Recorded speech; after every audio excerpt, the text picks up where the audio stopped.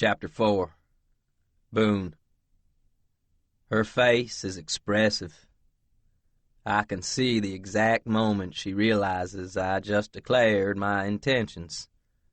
Hell, I did more than that. I fucking planted a stake on that hill and stood on it, beating my chest. There should be no doubt anymore what I mean when I say I want her.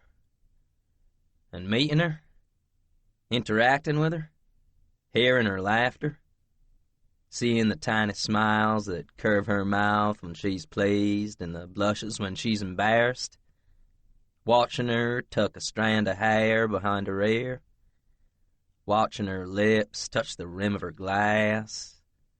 It's all making me so fucking rock hard I can't even think straight. I want her. This is dog-on-a-bone Boone talking, maybe, but I've decided. Her cheeks are bright with color, her mouth rosy from the wine. Her lips are parted and she stares at me, shocked by my blunt words. Maybe I ain't the biggest prize in the land, looks-wise, but I've got enough money to make her happy. And I'm willing to throw it in her direction if that's what it takes to get her in my bed. "Mr. Price," she begins. "Boone," I correct. Mostly because I'm bound and determined to get her to call me by my first name. It's fucking sexy as hell when she says it.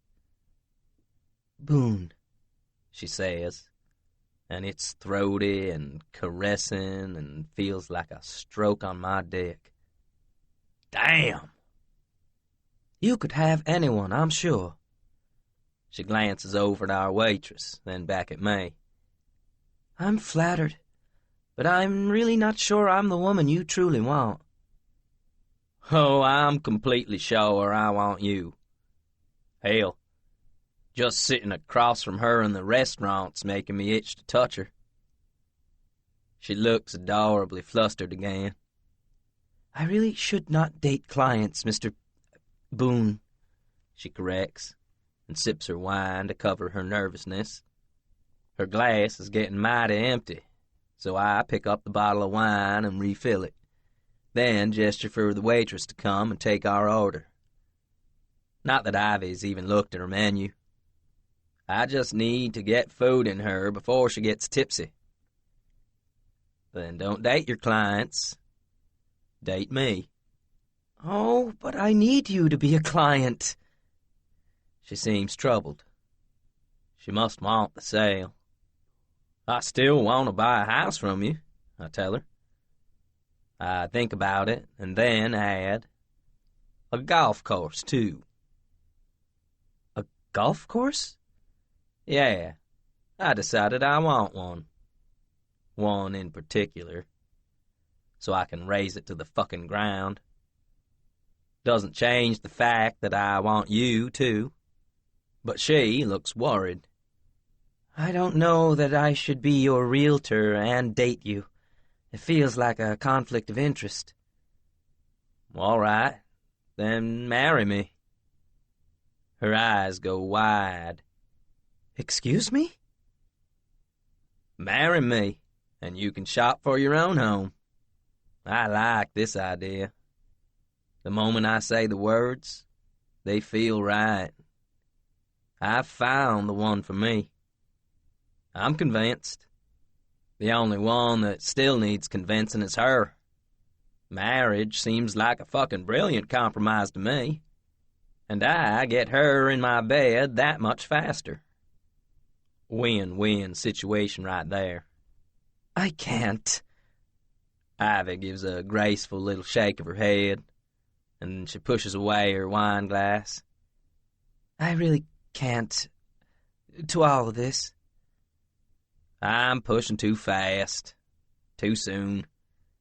I know that, but pushing normally gets me what I want. So I continue, doing my best to be charming." "Is it because there's someone else?" "That's not the point." "So there is someone else." I fight the stab of jealousy I feel at the thought of Ivy in someone else's arms. Some other bastard undoing that sleek, elegant ponytail of hers and rumpling her. "There is not," she says firmly. "Not that it's any of your business." "Then it's me that turns you off?" "No," she says quickly, and then the flush colors her cheeks again when she realizes she just admitted she likes me. "It's that I just met you, Boone. I don't know a thing about you."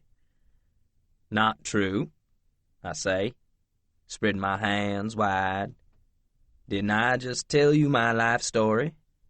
"You told me a bit, but I don't know anything else. I don't know your likes, your dislikes. If you have a family beyond your brothers, anything." She looks more and more flustered with every word, and I admit it's fascinating to watch. It's like she doesn't want to hurt my feelings, or she's trying to reason with herself why it's a bad idea to turn me down. "I don't know your birthday or your religion, if you're allergic to anything." "I'll bring a doctor's note." She makes an exasperated sound. "Ugh! You know what I mean. We don't know each other. How can you possibly propose marriage to me an hour after meeting me?" "Because I know. I know that she's mine, like I know when there's a gusher of a well under the ground. I just know. She can fight, for a time. I'll get her to change her mind. The offer will stay on the table," I tell her.